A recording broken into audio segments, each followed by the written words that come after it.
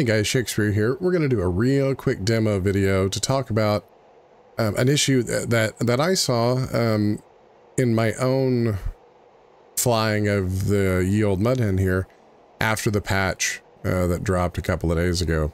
I had noticed after the patch that on landing and takeoff, my my nose, or my nose deflection, my rudder pedal authority had gotten really weird, and the tendency to oversteer had gotten extremely magnified. So, first thing I did was check my settings, and I found two things had happened after the patch. Let's take a look real quick. Into controls, let's take a look at the axis first here. So in my case, currently I'm bound to the Z-axis on my stick, the twist axis on my stick. I had noticed that the setting I had for my Y saturation to tame down, that total input value had run all the way back up to 100% after the patch.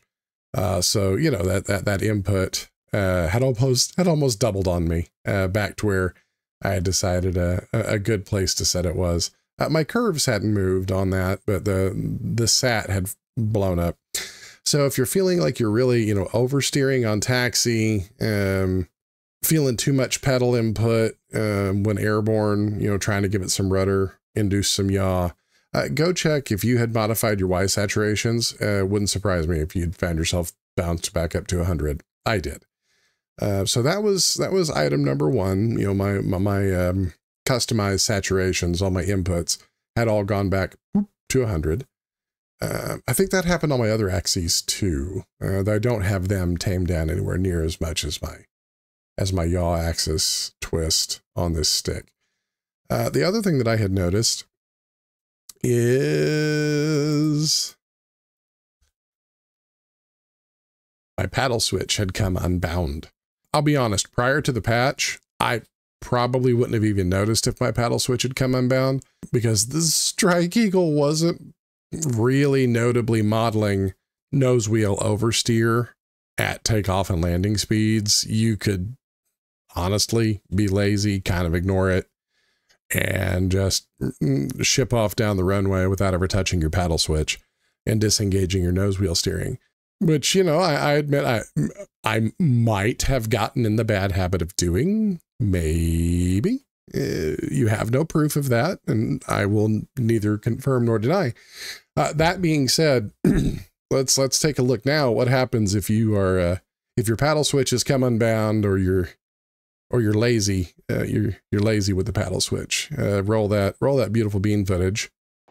All right, guys, let's go ahead and let's do a little demo takeoff as things are after the patch. If we forget to use the old paddle switch and disengage that nose wheel steering, or our paddle switch has come unbound and we don't have that functionality to disengage our nose wheel steering. So I've got about, I don't know, a 10 or 11 knot crosswind set up here. And brakes on. Okay, cool. Bring her up to about 82%. Looking for lights, seeing none. Got her in the mill. And the full huff and puff. Now there go the blowers. All right. So above 50 knots, we would normally, be looking at disengaging our nose wheel steering. Oh yeah, see, and I didn't God, that was quick. Without having the option to disengage my my nose wheel steering. Comedy. Comedy has ensued. Okay. So that's not an unexpected result after the patch. Let's go ahead now and do one do one where we don't blow up. Okay. All right, so this time we're going to demonstrate a little bit of that paddle switch functionality. What does the paddle switch do? It depends on how you use it. When held, the paddle switch disengages your nose wheel steering. Or when held with weight on wheels, rather, the paddle switch disengages your nose wheel steering. So let's do a quick demo of that. Real quick, we'll demonstrate a couple different nose wheel steering modes. So there's my, nose wheel, normal turn rate. I'm going to mash that nose wheel steering button, and you will see my turn rate increase dramatically as I get into maneuver mode. I think that's what it's called in the Strike Eagle. We'll spin around, and now I'm going to hit that paddle switch.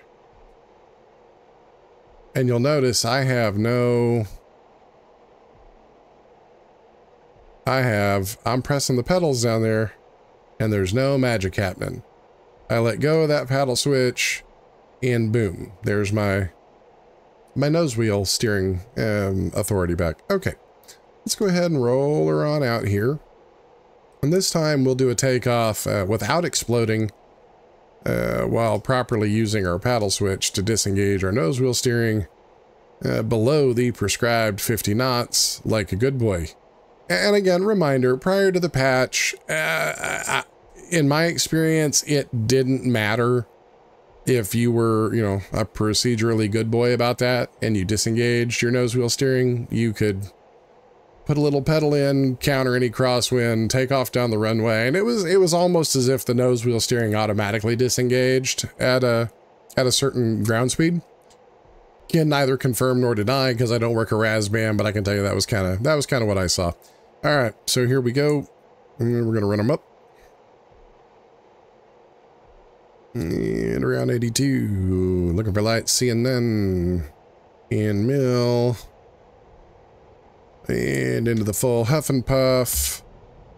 And at 50 knots, or less in this case, we're going to disengage our nose wheel steering. And we're going to start countering that crosswind.